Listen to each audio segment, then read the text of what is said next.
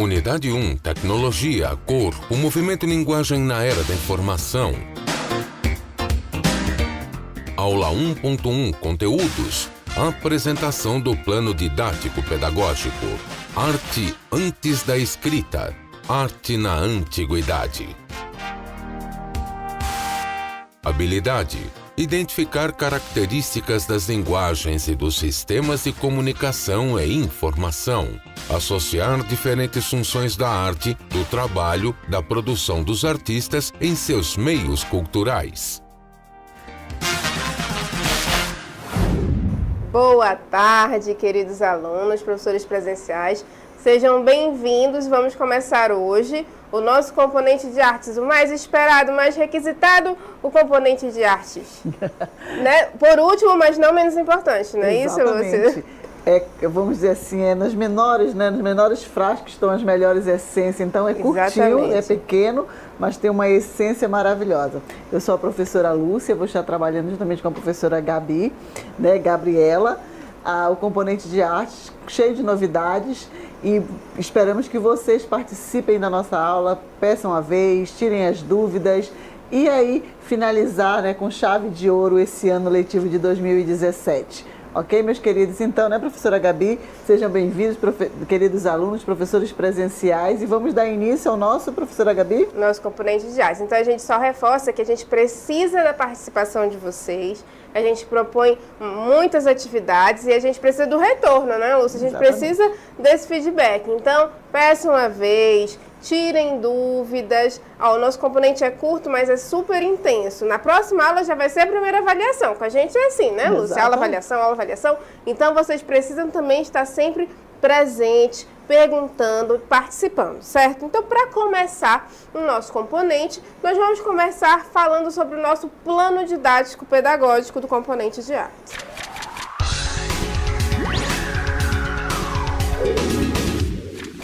Então, aí nós temos nosso plano didático pedagógico da unidade 1. Nós vamos apresentar, né, a apresentação do PDP de arte, arte antes da escrita, arte na antiguidade duas vezes, quando nós vamos falar de assuntos diferentes, e arte medieval, ok?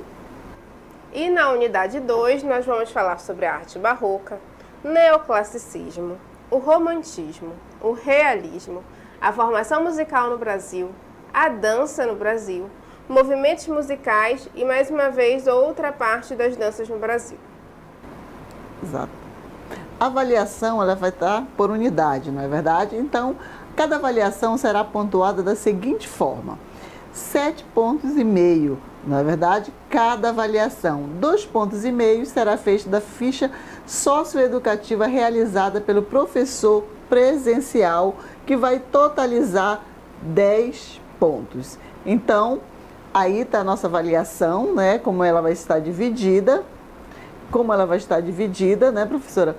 E vamos dar início, então, agora ao nosso Ao nosso desafio do dia. Exatamente. A gente vai começar com o nosso desafio para estimular vocês, instigar. Mas o que nós vamos falar nessa aula de hoje, no componente que está começando no dia de hoje? Então, o que a arte vai estar trazendo, vai estar verificando com vocês, fazendo esse contexto com a realidade de vocês também. Muitas coisas vocês vão dizer, isso aqui existe aqui, nós não estamos tão distantes da Grécia, não estamos tão distantes do Egito, não estamos tão distantes de outras civilizações que nós vamos estar falando, ok? Então, vamos iniciar com o nosso desafio do dia.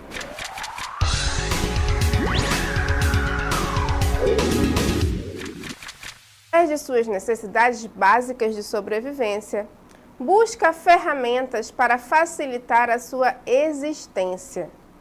Como seria a ordem das ferramentas cronologicamente? Quando a gente fala em cronologicamente é por questão de tempo, né, de idade. Qual da mais nova, da mais velha, digamos, para a mais nova. Então, a gente tem uma ferramenta no número 1, número 2 nós temos outra ferramenta, número 3 e número 4. A gente vai precisar organizar em ordem cronológica, né, a que nasceu primeiro, digamos assim, até a que nasceu por último. Certo? A que foi criada primeiro até a que foi criada por último. A gente tem aí 4 elementos. E a gente percebe que esses elementos eles foram produzidos com materiais diferentes. É muito importante a gente observar isso para poder entender a cronologia, a ordem com que esses elementos foi produzida, certo? Então esse é o nosso desafio do dia, para instigar vocês sobre o conteúdo que nós vamos ver na aula de hoje.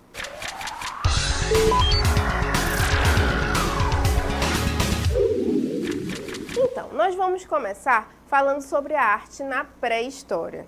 Porque para a gente começar falando de arte, né, vamos voltar um pouco. A arte é uma coisa muito subjetiva até. Às vezes o que é arte para mim pode não ser arte para você.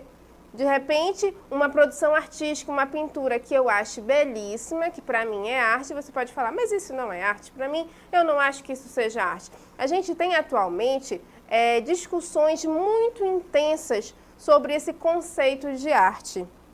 Porque por a arte ser subjetiva, cada um tem o seu conceito de arte.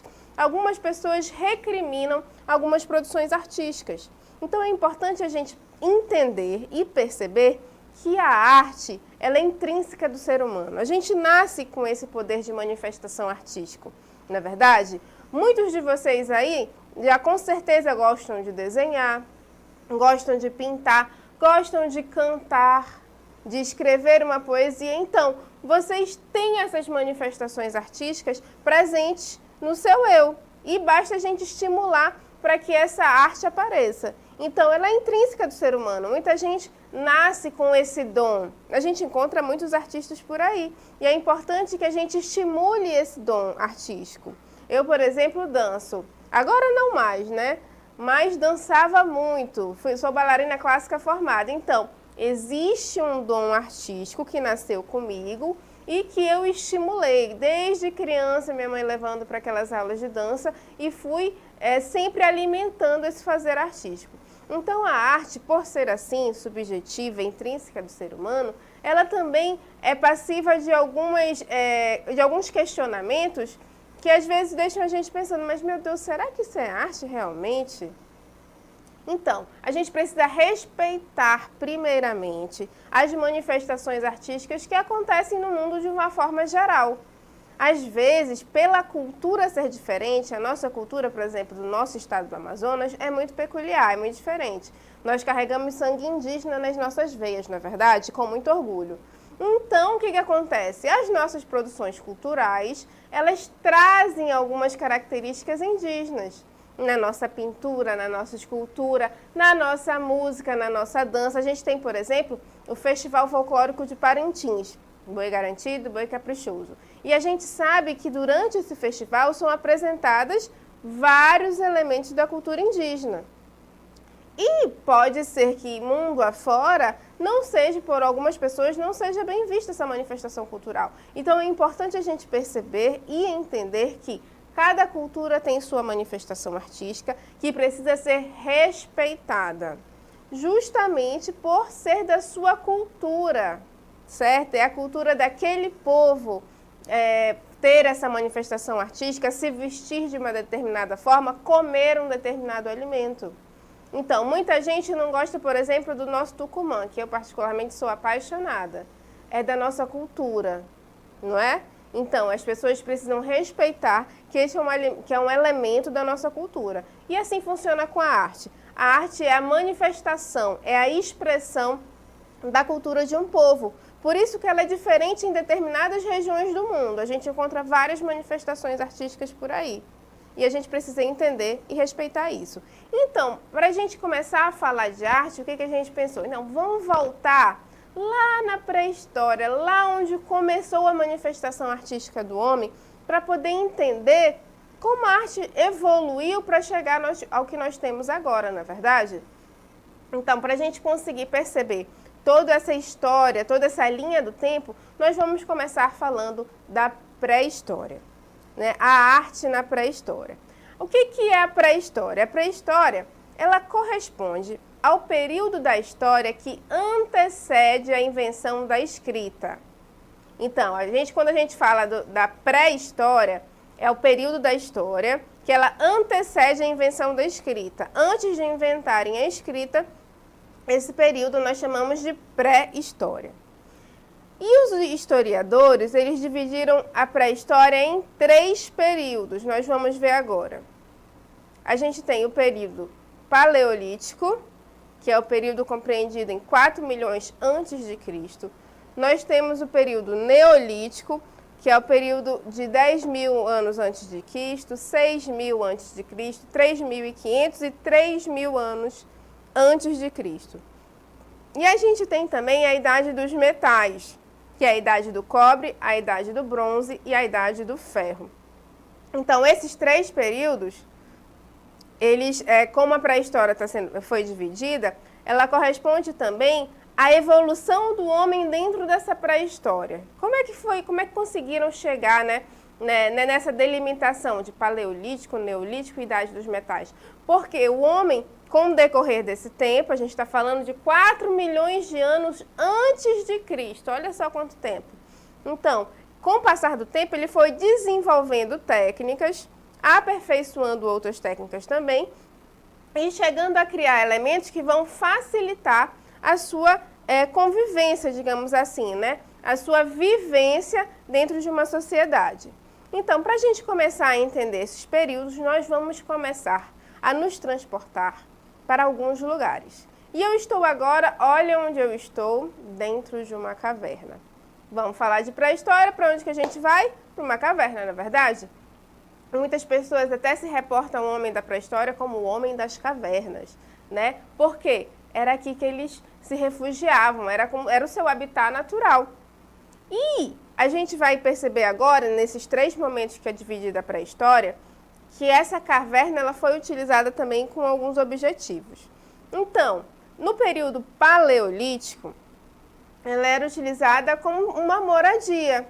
Então, no período paleolítico, a gente tem algumas características na moradia. As cavernas, como a gente está vendo aqui, eles utilizavam as cavernas como seu ambiente, como a sua moradia, porque eram estruturas que eles já encontravam disponíveis. Então, eles apenas aperfeiçoavam essas cavernas para poder morar, Eles foram os primeiros hominídeos que foram encontrados. Eles eram nômades. Professora, como é que é isso? Os nômades, eles vivem da caça e da coleta, certo? Então, o que acontecia? Eles chegavam num lugar e eles começavam a caçar, a pescar. E quando começava a escassar, o que eles faziam? Eles se mudavam. Eles não tinham uma moradia fixa, certo? No Paleolítico, uma das características é que o homem era nômade, ele não tinha uma moradia fixa, ele vivia da caça e da coleta. E quando essa caça e essa coleta não eram mais suficientes, digamos assim, já estavam ficando escassos, eles se mudavam para outro lugar, certo? E eles tinham também um modo específico de criar as suas ferramentas. Eles utilizavam instrumentos de pedra, a pedra lascada, madeira e ossos, facas e machados. Então, vamos entender o que acontecia. O homem começou a perceber que ele precisava construir alguns instrumentos, alguns elementos para ajudá-los no dia a dia, Por exemplo, para ele matar um animal, uma caça, ele precisava de alguma coisa para matar aquele animal, Eles não tinham como a gente tem hoje a nossa lança, a nossa faca, o nosso teçado, não existia isso. Aí eles vamos pensar o que a gente pode fazer. Primeiro, o que eles tinham à sua disposição? Elementos naturais, elementos da natureza, na verdade. Eles tinham o quê? A pedra, Eles tinham a madeira. Então, o que eles começaram? Eles começaram os ossos dos animais que já morreram. Eles começaram a pensar assim, vamos utilizar esses materiais para fazer alguns instrumentos para ajudar a gente na hora da caça, na hora da pesca, na hora da coleta. Então, eram quando eles começaram a pegar a pedra, a trabalhar em cima dessas pedras, como a gente está vendo aqui ao lado.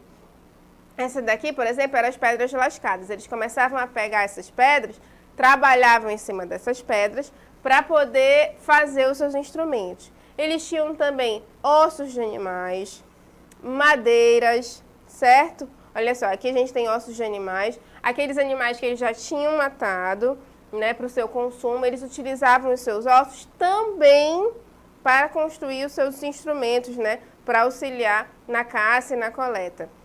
E eles utilizavam também, olha só, a pedra lascada. E eles começaram a trabalhar a pedra para fazer os seus instrumentos. Então, eles utilizavam tudo isso que estava na natureza para o seu bem-estar, para o seu bem próprio. Aí eles começaram a perceber também que eles poderiam utilizar esses elementos para outras coisas, não só para caça, para pesca, para coleta, certo? Aí eles começaram a ter outras conquistas e tiveram uma conquista essencial para a humanidade de uma forma geral. Que conquista foi essa, professora? Foi o controle do fogo. Eles começaram a controlar o fogo, olha só. Hoje em dia, se a gente não tem isso aqui, a gente não vive, não é verdade? Ó, chega a dar até para esquentar um pouquinho a mão, que aqui no estúdio está meio frio. Então, pensa, gente, se não tivesse fogo hoje, como é que nós íamos sobreviver? Eles começaram a perceber a existência do fogo de várias formas. Elementos naturais, quando davam grandes tempestades, que caíam raios, né? Davam, como era uma mata, né? A gente não tinha a sociedade civil que nós temos hoje, então começaram a surgir pequenos fogueiras, digamos assim, como essa que a gente tem aqui, por elementos naturais. Eles começaram a tentar entender como eles poderiam produzir isso. E uma das técnicas qual era bater as pedras, né? Quando você bate uma pedra na outra, ela vai soltando faíscas que a gente consegue chegar nessa fogueira. A gente tem também, por exemplo, a madeira, né? Que a gente junta um monte de pedacinhos de madeira e vai fazendo o atrito, porque com esse atrito vai aquecendo e também a gente chega no que nós temos hoje da fogueira. Então, foram várias descobertas que eles foram fazendo. E essa descoberta do controle do fogo, de como controlar esse fogo, foi essencial, porque no fogo nós utilizamos até hoje e sempre utilizaremos. Então, eles utilizavam o fogo tanto para a sua alimentação, para cozinhar o seu alimento, mas principalmente para se aquecer. Né? Eles não tinham aquela nossa coberta, a nossa cama quentinha que a gente tem hoje. Então, a gente sabe que o inverno, aqui no nosso estado, a gente não tem as 4 estações muito bem definidas, né? Primavera, verão, outono e inverno. A gente costuma falar que é verão ou é muito verão, porque, tipo, é muito quente ou é quente. Não tem pra onde correr, não é verdade? Então, a gente tem as 4 estações, mas elas não são bem definidas. Mas em vários lugares do mundo, essas estações são bem determinadas. E onde é frio, é muito frio. Então, eles utilizavam as fogueiras, o controle do fogo para se aquecer. E como é que estava acontecendo a arte nesse período, professor? A arte, daí ela veio o naturalismo. As primeiras manifestações artísticas que se tem registro são muito simples. Mãos em negativo. A gente tem algumas representações de mãos em negativo. O que eram essas mãos em negativo? Era como se eles fizessem o contorno das mãos. Eles utilizavam um osso de algum animal, eles sopravam e eles faziam o desenho do contorno das mãos. E essa é a técnica chamada de mãos em negativo. Era quando eles começaram a perceber que eles poderiam fazer desenhos, na verdade. Quando eles sopravam nas mãos, que o pozinho que estava dentro do osso fazia o desenho do contorno da mão, que a gente fala de mão em negativo, né? É como se a gente botasse a mão num papel e soprasse algum pozinho, e quando a gente tira a mão, fica o contorno da nossa mão. São as mãos em negativo. Então, quando eles dominaram a técnica das mãos em negativo, é que o ser humano da pré-história começou a desenhar e pintar animais. Olha que interessante, a gente está vendo aí o desenho, uma pintura rupestre. Aqui onde eu estou, nesta caverna que eu estou, nós temos desenhos, né, de animais. Olha só, aqui em cima, ó. Vocês estão vendo? É a técnica do naturalismo. Mas o que é essa técnica do naturalismo, professora? Ela representava os seres do modo como os via de determinada perspectiva. Ou seja, reproduzir a natureza tal qual a sua visão captava. Então, eles observavam o animal e, a partir da forma como eles observavam, como a sua visão captava a forma desse animal, era como eles os reproduziam. Por isso que aqui na caverna a gente tem alguns desenhos de pintura rupestre, ó. Vocês estão vendo que tem alguns desenhos de animais, ó. Aqui, então, esses desenhos eles estão feitos de acordo com como o homem via o animal. Então, ele memorizava e fazia esses desenhos utilizando um pouco da técnica das mãos, né? Então, a pintura rupestre é compreendida como um amplo conjunto de desenhos, pinturas e inscrições realizadas pelo homem pré-histórico. Obras de caçadores, como parte de ritual e magia. Então, a gente viu que a pintura rupestre, que é a que a gente tem aqui, é a pintura feita na parede das cavernas. A gente tem aqui, o interessante a gente salientar, que a professora Lúcia comentou comigo, que essas saliências, essas ondulações que a gente encontra aqui na caverna, elas eram utilizadas pelo homem para dar volume ao animal. Então, eles, por exemplo, uma ondulação maior, eles colocavam como se fosse o estômago do animal, né? Então, eles utilizavam a estrutura da caverna nas suas pinturas rupestres. E é interessante também que a pintura rupestre, ela tem o seu caráter de registro, de eles registrarem o que eles viram, o que tinha acontecido. Por exemplo, eles viram com certeza esse animal e eles registraram aqui na caverna. Mas ela tinha também um caráter ritualístico, né? Era uma coisa que eles desejavam que acontecesse. O que eles faziam? Eles desenhavam na parede das cavernas. Eles faziam uma pintura rupestre para uma coisa que talvez eles desejassem que acontecesse, certo? E quais eram os materiais utilizados, professora? A trituração em rochas, canudos de ossos, ossos carbonizados, carvão, vegetais e sangue de animais. Olha que interessante. Utilizavam como pincéis os próprios dedos. Os elementos sólidos eram esmagados e dissolvidos na gordura dos animais caçados. Então, eles utilizavam como pincéis os dedos, eles pintavam com os dedos. Então, eles utilizavam os dedos como pincéis para pintar. Mas eles pintavam com o quê? Com que elemento? Eles não tinham as tintas industrializadas que nós temos hoje, né? Então, eles utilizavam rochas trituradas, canudos de ossos. Mas, professora, como assim canudo de ossos? O osso, ele por dentro, ele tem uma substância. Então, quando ele tira, ele fica oco. Por isso que ele fica parecendo um canudo. Os ossos carbonizados, carvão, vegetais e sangue de animais. Olha só. Então, os elementos sólidos, por exemplo, as rochas trituradas, o carvão, eles eram esmagados e dissolvidos na gordura dos animais caçados. Assim, eles conseguiam obter uma substância para poder fazer as suas pinturas rupestres. E a gente tem, no Paleolítico, as esculturas. As esculturas, elas tinham o predomínio da figura feminina e a ausência de figuras masculinas. Aí a gente tem uma imagem de uma escultura que a gente percebe aí a figura feminina, a gente tem seios, né? E ela é uma escultura é muito farta, digamos assim, né? Bem gordinha, bem fofinha. Por quê? Eles acreditavam que essas formas arredondadas, volumosas, eram sinais de fertilidade. Então, as esculturas no período paleolítico, elas eram predominantemente femininas, certo? E agora nós vamos para um segundo momento da pré-história e a gente se transportou de lugar. Por que a gente se transportou, professora? Olha onde eu estou. Porque no período neolítico, ou também conhecido como Idade da Pedra Polida, o homem sai das cavernas. Ele vem para cá, ele começa a fazer as suas construções.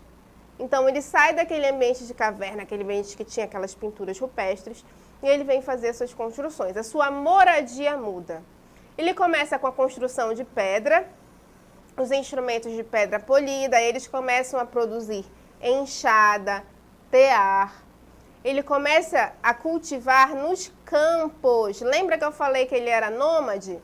Que ele pescava, ele caçava, quando ele não conseguia mais nada, o que ele fazia? Ele se mandava, né? Agora ele começa a cultivar em campos.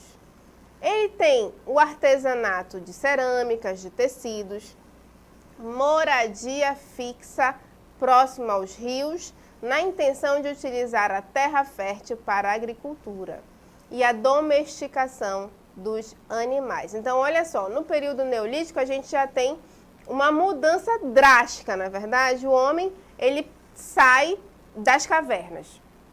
Ele começa a estabelecer uma moradia fixa, ele deixa de ser nômade. Ele começa a construir as suas enxadas, né? Ele começa a trabalhar na pedra lascada e começa a produzir as suas enxadas, por exemplo. Por quê?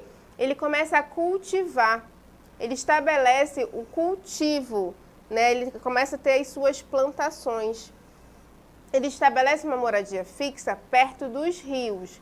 Por que perto dos rios, professora? Porque é onde tem as terras mais férteis. Então, ele precisa de terra fértil para poder plantar, na verdade, para ele poder plantar, conseguir colher e sobreviver daquilo. Então, a gente percebe uma mudança drástica, na verdade, no estilo de moradia de um período para o outro. Então, a gente tem também as cerâmicas, olha que interessante, eles começam a trabalhar, como a gente está vendo aqui ao lado, ó, com as cerâmicas. Eles começam a ter o cuidado desse trabalho com as cerâmicas, certo? Então, a gente já percebe que foi uma evolução, olha aí, ele saiu do ambiente que ele se adequava para estar ali, quando ele não tinha mais como sobreviver, ele saía, ele era nômade, para um local que ele já tinha uma residência fixa. Ele conseguia se estabelecer perto dos rios para ter uma terra fértil e fazia as suas cerâmicas. E as cerâmicas eram feitas com o intuito de armazenamento. Eles colocavam água, eles colocavam alimento dentro dessas cerâmicas. E a arte no Neolítico, como é que era? A gente vai falar da pintura. A arte naturalista, que era aquela arte que era feita a partir do que ele observava, né, foi substituída por um estilo mais simples e geométrico. As figuras com poucos traços e poucas cores. Então, eles não se preocupavam mais em retratar a forma real como ele tinha visto, né? Ele utilizava poucos traços e poucas cores. O ser humano representado em suas atividades cotidianas e coletivas, dança, plantio e colheita. Eles começavam a representar também o ser humano, não só os animais. A intenção do movimento pela posição dos braços e pernas. Então, eles começavam a tentar representar o movimento também com desenho de braços e pernas. E a arquitetura? Estimulados por essas preocupações, né, o artista neolítico constrói menires e domes. Ele começa a se preocupar com a sua moradia. Então, ele começa a construir menires e domes. As domes são galerias cobertas que possibilitavam o acesso a uma tumba. É a imagem que nós temos aí. É como se fosse uma caverna, na verdade, mas ela era construída, né? Ela era coberta, eram pedras que eles organizavam de forma a ficar coberta e dar acesso a uma tumba.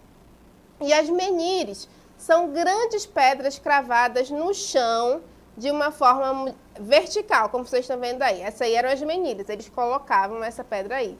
E tem também a cronlet, que são menires e domes organizadas em círculo, que são consideradas cemitérios. Então, aí vocês estão vendo que tem algumas pedras que estão organizadas, tem uma até que está utilizando para ser coberta. A gente tem menires e domes, e elas eram organizadas em círculos, e elas eram consideradas cemitérios.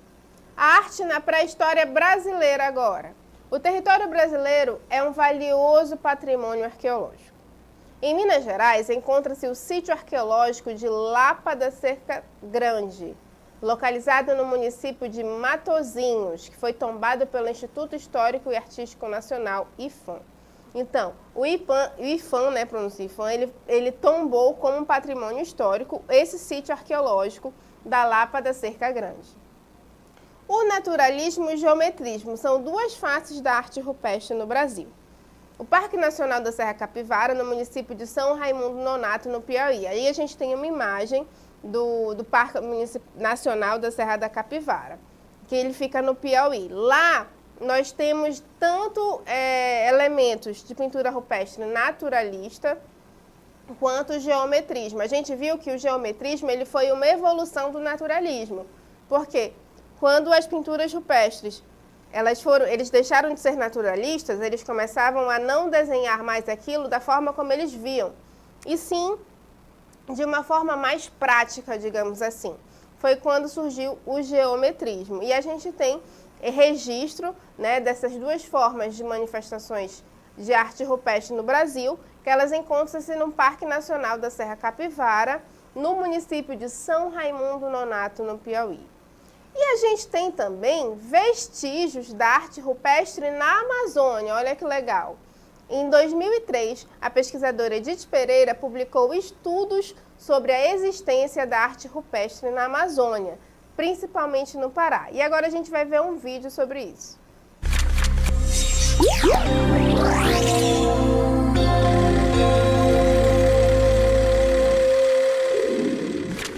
Perto daqui está Monte Alegre, cidade que também guarda tesouros da pré-história num conjunto de serras em plena planície amazônica. No início dos anos 90, a pesquisadora antropóloga norte-americana Anna Roosevelt, bisneta do ex-presidente Theodore Roosevelt, fez uma série de escavações aqui na região de Monte Alegre para tentar determinar qual a data dessas pinturas rupestres. As análises em laboratórios dos Estados Unidos e da Europa mostraram que a presença do homem pré-histórico aqui nesta região da Amazônia data de 11.200 anos, pelo menos. Sol, lua, animal, urna funerária, calendário. Cenas do cotidiano, a caça, um parto. Impossível saber o número de pinturas dos paleoíndios espalhadas pelas rochas em vários locais, muitos de difícil acesso. É provável que nem todas tenham sido feitas no mesmo período. A tinta para a maioria delas, em vermelho e amarelo, foi o óxido de ferro, presente nas rochas. Esta, com contorno azul escuro, é uma raridade. Aqui no Brasil, as pinturas rupestres mais famosas ficam no Parque Nacional da Serra da Capivara, no Piauí. Pesquisadores do Museu Paraense Emílio Gueldi, que fica em Belém, chamaram a atenção para um aspecto interessante. Estas pinturas aqui de Monte Alegre se parecem muito mais com as de países amazônicos como a Colômbia e a Venezuela do que as do Nordeste. Vocês viram que interessante que apareceu no vídeo, né? E olha só, as tintas que eles utilizavam vinham provavelmente das rochas, né? Os pigmentos de amarelo, de vermelho. Então, eles conseguiam através dos pigmentos minerais. Eles trituravam as rochas, como a gente já viu. Muito provavelmente, eles misturavam com gorduras de animais que eles já tinham matado e faziam essa substância para fazer as pinturas. A sua aula continua no próximo vídeo.